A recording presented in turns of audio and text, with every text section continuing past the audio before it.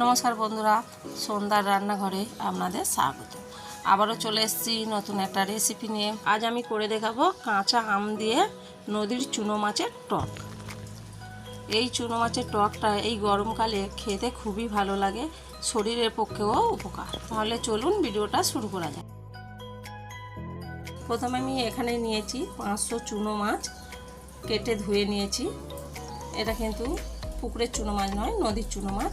আর নিয়েছি একটা আমটাও খোসা ছাড়িয়ে লম্বা লম্বা করে কেটে নিয়েছি। এবারে মাছের মধ্যে দিয়ে দিচ্ছি নুন, আর দিয়ে দিচ্ছি অল্প হলুদ। এবার মাছটা ভালো করে মাখিয়ে নেব। বন্ধুরা, এই গরমের সময় আম দিয়ে এরকম চুনো মাছ দিয়ে টক করে খেলে খুবই ভালো লাগে। এই গরমে চুনো মাছে দিয়ে টক খাওয়া খুব ভালো, শরীরের পক্ষে উপকার। আপনারা জানেন ছোট মাছ খাওয়া খুবই ভালো, তো এই মাছ দিয়ে আমি টক করে আজকে খাবো। তো মাখানো হয়ে গেছে, চাপা দিয়ে রাখছি। কড়ার মধ্যে আমি তেল দিয়ে দিচ্ছি। তেলটা গরম হয়ে গেছে। যে মাছটা মাখিয়ে রেখেছিলাম ওই মাছটা দিয়ে দিচ্ছি।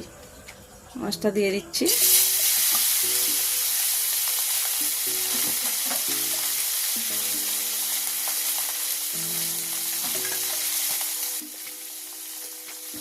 মাছটা হালকা করে ভেজে নেব।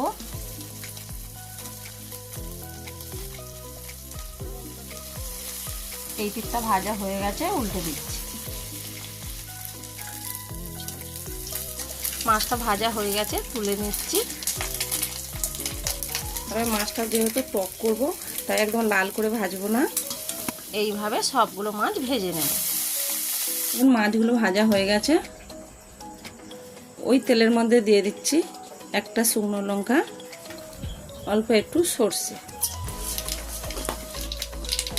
যেই আমটা কেটে রেখেছিলাম কাঁচা আম ওটা দিয়ে দিচ্ছি। আমটা নাড়াচাড়া করে হালকা করে ভেজে নেব।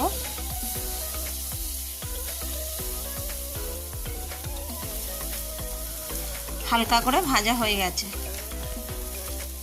এবার এর মধ্যে দিয়ে দিচ্ছি অল্প একটু হলুদ, আর দিয়ে দিচ্ছি অল্প নুন।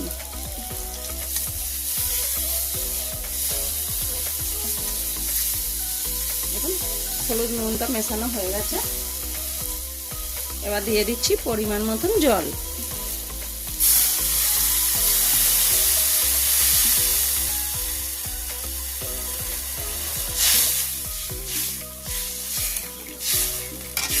এবারে আমি আমটা সিদ্ধ হওয়া অবধি অপেক্ষা করব।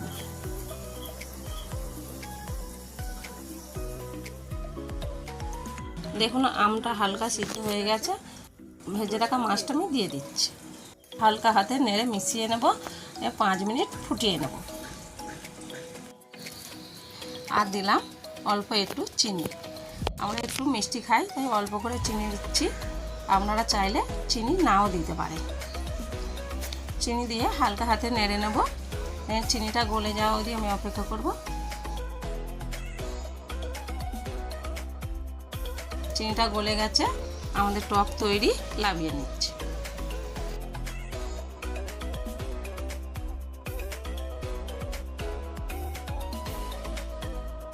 দেখুন বন্ধুরা, আমাদের টক তৈরি।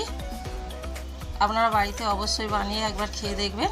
ভিডিওটা যদি ভালো লেগে থাকে কমেন্টে জানাবেন।